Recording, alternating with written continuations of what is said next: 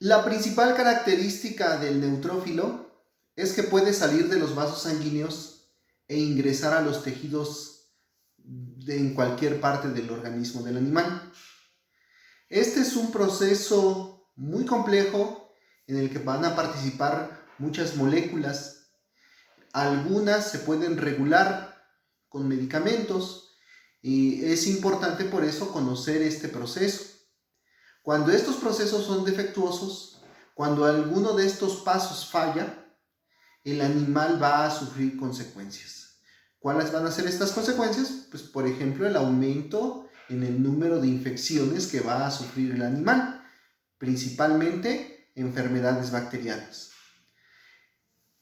Si analizamos un poco esta imagen la vamos a encontrar en cualquier libro de patología, de fisiología, hasta libros de clínica, porque es la imagen clásica del proceso inflamatorio en el cual van a intervenir células. Todo este proceso que estamos viendo aquí en la figura es llevado a cabo por el neutrófilo, pero también puede ser ejercido por otras células. Este mismo proceso del paso de los neutrófilos a los tejidos circundantes lo vamos a encontrar también en los linfocitos, en los eosinófilos, en los basófilos. Primeramente vamos a encontrar la fase de rodamiento. En la fase de rodamiento, el neutrófilo, a través de una glucoproteína que expresa en su membrana, que se va a denominar selectina L, se va a adherir a una glucoproteína que se expresa en las células endoteliales, que se va a llamar selectina P. Esta selectina P, que se origina en las células endoteliales, es estimulada en su aparición en la membrana a través de un daño en los tejidos que están alrededor del vaso sanguíneo. En el sitio inflamatorio se van a producir patrones moleculares asociados a patógeno y patrones moleculares asociados a daño. Estas sustancias, como por ejemplo la histamina, el lipopolisacárido, el peptidoglucano, van a actuar sobre las células endoteliales, porque las células endoteliales poseen receptores para estas sustancias, como por ejemplo los receptores tipo TOL. Una vez que la célula endotelial recibe este mensaje o capta alguno de estos transmisores, la célula endotelial va a expresar la selectina P. Y entonces va a ocurrir una interacción entre el neutrófilo y la célula endotelial, en la cual se van a empezar a unir. Sin embargo, esta unión es transitoria.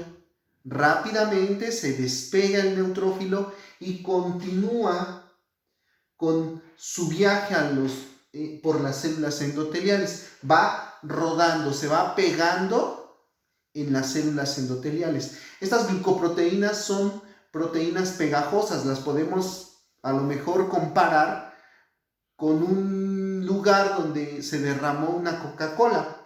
El piso queda resbaloso y entonces hay una adhesividad.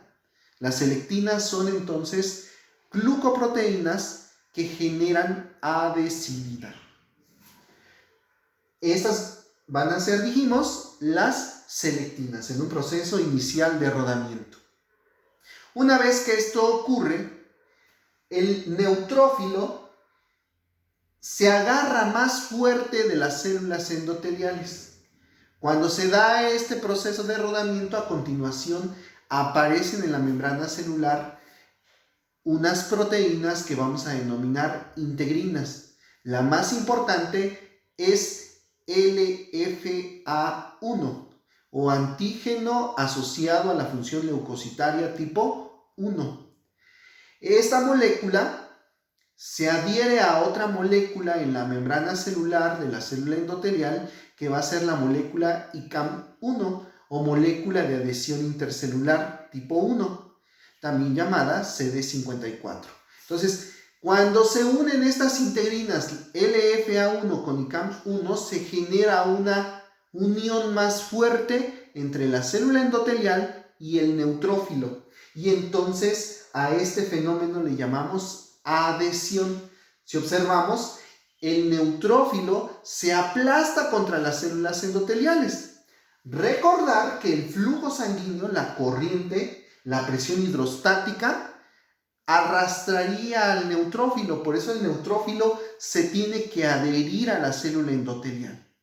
Después, cuando viene esta adhesión, se forman poros entre las células endoteliales a través de los cuales el neutrófilo va a ser capaz de pasar por un proceso que se conoce como diapédesis. En la diapédesis, el neutrófilo atraviesa la pared de las células endoteliales para emigrar hacia los tejidos donde se está generando la inflamación. Esta es una característica muy importante del neutrófilos. Hay enfermedades genéticas en las que, por ejemplo, el neutrófilo no es capaz de causar la diapédesis. En este tipo de animales observamos que los neutrófilos se quedan en los vasos sanguíneos. Son animales que tienen neutrofilia, se generan gran cantidad de neutrófilos, pero estos neutrófilos, como no pueden salir de los vasos sanguíneos, no pueden llegar hacia donde se está generando el daño, y entonces las bacterias aprovechan y causan un daño muy grave en los tejidos. Pero un neutrófilo normal va a poder realizar la diapédesis, va a dirigirse hacia el lugar del daño donde se están generando los patrones moleculares asociados a patógenos y a daño, y además las células que llegan primero empiezan a producir quimioquinas. Las quimioquinas son un grupo de proteínas cuya función específica es favorecer la quimiotaxis. Es decir, en un lugar donde hay gran concentración de quimioquinas, se van a empezar a dispersar y el neutrófilo tiene la capacidad de buscar a dónde está esta fuente de las quimioquinas. Y es más, entre los mecanismos moleculares se genera la formación de lamelipodios. Los lamelipodios son prolongaciones del cuerpo celular que permiten a la célula desplazarse con un movimiento ameboide, parecido a las amibas. El neutrófilo comienza a avanzar, comienza a arrastrarse hacia el lugar donde se están generando estas quimioquinas. A eso se le denomina quimiotaxis. La quimiotaxis es muy importante en los procesos inflamatorios mediados por neutrófilos. Las quimioquinas más importantes son C5A, que es una proteína derivada del sistema del complemento, y CXCL8, también conocida como interleucina 8. Estas dos quimioquinas son muy importantes en el proceso de arrastre de neutrófilos. Así, el neutrófilo busca en dónde se están produciendo estas quimioquinas para ejercer sus funciones. ¿Y cuál es la función más importante del neutrófilo? La fagocitosis. Esta fagocitosis, como vamos a ver ahorita más adelante, es un proceso bastante complejo que, para estudiarse mejor, se divide en pasos. Esta fagocitosis muchas veces es favorecida por moléculas como las opsoninas. El neutrófilo fagocita, destruye a estos patógenos y posteriormente también el neutrófilo va a morir junto con estos patógenos y va a haber destrucción colateral de tejidos, se va a formar pus. Finalmente, a veces cuando al neutrófilo encuentra un patógeno muy grande, ahora sí que cuando le queda grande la yegua, ahora el neutrófilo lo que va a hacer es recurrir a lo que se conoce como netosis. Si el neutrófilo no puede destruir al patógeno, por lo menos el neutrófilo se va a sacrificar para detener ahí al patógeno y evitar que se mueva. En esta netosis, el neutrófilo, cuando es estimulado por el lipopolisacárido principalmente y por la quimioquina CXCL8, el neutrófilo libera sus gránulos azurófilos y empieza a desenrollar su ADN. Y con ese ADN crea una red para atrapar al patógeno. Y no solo eso, porque el neutrófilo en esta red también pega sus enzimas destructoras de patógenos como las lisocimas, las catelicidinas, entre otras. Y entonces en esta red, que aparte es destructiva, el patógeno va a quedar atrapado para permitir la llegada de otras células como los macrófagos, como los linfocitos, como los eosinófilos.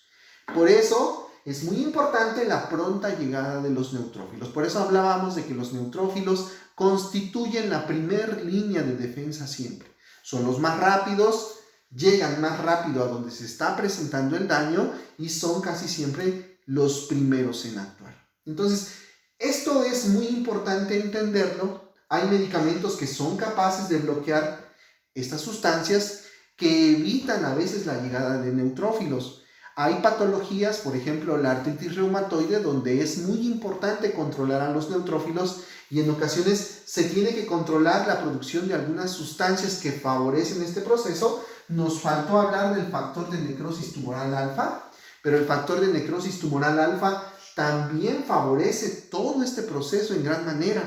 A veces bloqueando el factor de necrosis tumoral alfa podemos bloquear el daño causado por los neutrófilos en algunos tejidos, en algunas patologías, por ejemplo en la misma artritis reumatoide u otras patologías.